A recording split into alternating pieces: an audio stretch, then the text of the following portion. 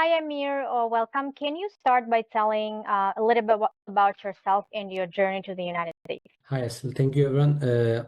My name is Aamir Bashir, and I originally from Pakistan. I did my bachelor in engineering from there, and then I moved to China for pursue my master's in environmental engineering. And there I got excited about doing research, and then for my advanced studies to do Ph.D. in chemical and biological engineering, I came to University of Idaho in US. Did you apply for an F-1 visa for your PhD program in the US? Yeah, I applied for F-1 visa for my PhD in US. How long did it take you to get admitted into a US PhD program? So I would say it takes about at least 1 year from the application till you to get any admission, and then also for your visa interview. So my process, I would say, start in the second year of my master degree. In the final, at the end, I gave my TOEFL exam, and then applied for a couple of schools which have like same kind of research interest I wanted to get in. And then luckily I was selected by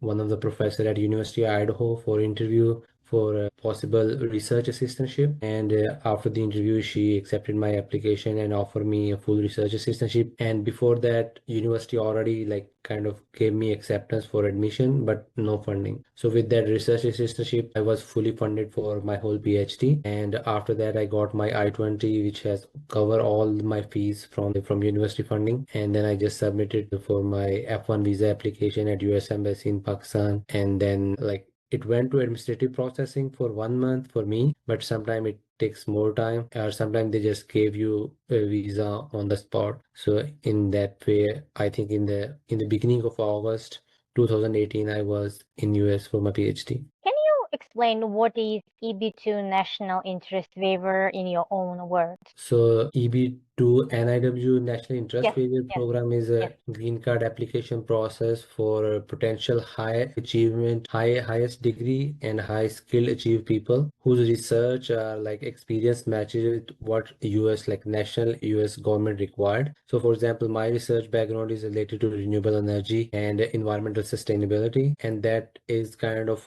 at that time really aligned with what administration goal were. So that kind of make it much more easier. And I talk it through with my lawyer who processed my application. We build a case based on my research background, and that's how I ended up applying for NIW. When did you file your EB-2 National Interest Waiver petition?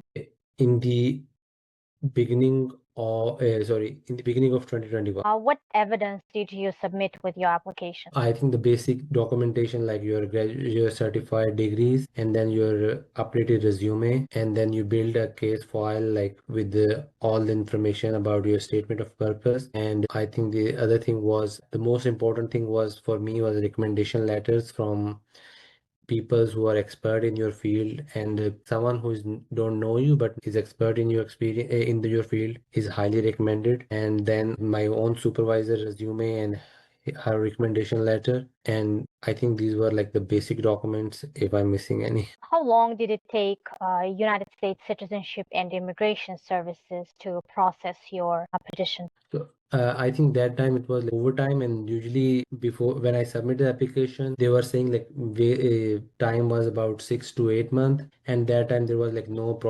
premium processing available. But because of COVID, I think it took almost 1 year for my I-142 approved. Did you have a U.S. job offer at the time that you filed your petition? No, I was still in the final year of my PhD when I submitted the application. So a U.S. job offer was not required? No, I think for NIW it's not required. Yes. Did you receive a request for evidence, RFE? Not for I-140. When were you able to apply for permanent residency, 4 and 5? Right after I approved I think my I-140 was approved, I applied with my lawyer I think within 1 or 2 months. Yes. And how quickly was your green card approved? So my case went to National Benefit Service, and their wait time, like I did not even get my work authorization, so I directly get my green card in about like I think 2.5 months, about 3 months.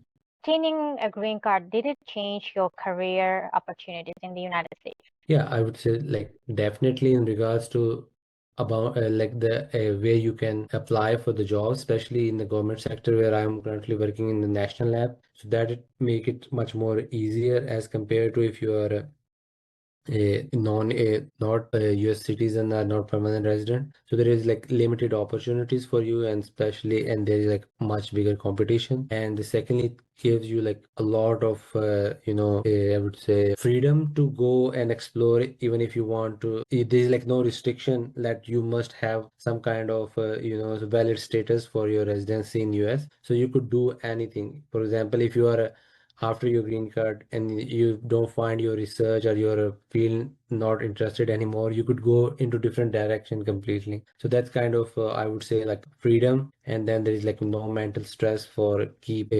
everything in check, like if you're valid, those kind of stuff. So I would say like both mental and financial was much more helpful for me. In your opinion, what were the key achievements or qualifications that made your case strong? I think I was like in the very early of my career, like I just only have two publications, but they were like in good journal, SCI journals, and I don't have much citation, but I have attended one or two conferences in person, and I built a good network with people who are really expert in my industry. And I would say that recommendation letter was the main factor in my application. How many recommendation letters did you submit?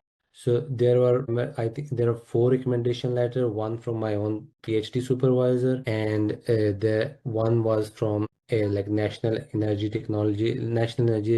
Lab, a director who was like, I would say like one of the most effective. And then there was one from the director from USDA. So both of whom I met in the conference, like the last conference where I gave my presentation and poster session.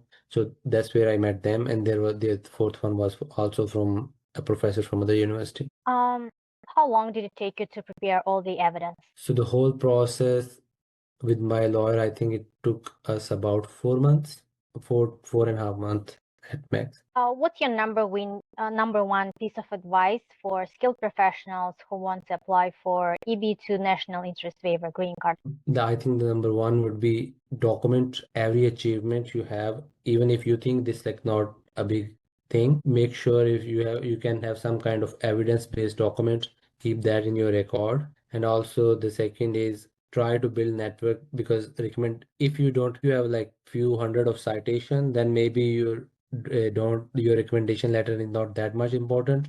But still, I think if you have a strong recommendation letters, your case become much more easier for even for the USCIS to process, and it will be much more quicker, I feel. And the third one is if your research has some kind of media output, like you have some interview, even if it's in the university website somewhere in your department, keep like a record of that one. So that can also, I would say, really helpful. Regarding networking, how do you need to start networking in the United States? Is it offline? Is it online? What would you recommend? So luckily for me was like I got the networking before even the COVID started. So that was the first conference I attended in US, and I was able to present research and meet few people. So I would say that the main source is if you could meet people in person, that and you can get make some kind of impression, that's always much bigger. But early on you could always just like start networking through LinkedIn, reach out to people if they are matches your research interest and they are working in your field. Just reach out by networking them with on LinkedIn, just with small message, that kind of stuff. Also, like you slowly try to build your network, and then you have to at least have some kind of communication with them before, and they have to understand like what you work on before you could ask them for recommendation letter and this kind of stuff. Yes, that makes sense. Looking back, is there anything you would have done differently during your application process? For me, I think I was lucky. I wasn't even expecting that with that my kind of profile, I would get a green card. But just with my lawyer, and he has like much more understanding that because I can reach out, like when he requested me like who would be my recommendation letter, I think after that he kind of got understanding that my technology, luckily, which I was working as a PhD student, was also recently got patent, and he just advised me like that technology is like recently patent, so it's also big innovation. And secondly, I have like recommendation from like highly influential people in national lab, so my case would be very successful. And I would say that I didn't prepare like very like methodologically for anything special, like I was going for it, but I was just, I would say, like in that case, that everything working in some sense. Yes. Thanks a lot for the detailed answers you provided. I hope that your example, you can become role model for other aspiring foreign-born researchers who want to apply for permanent residency without a U.S. job offer. Thank you very much. Thank you so much. No problem.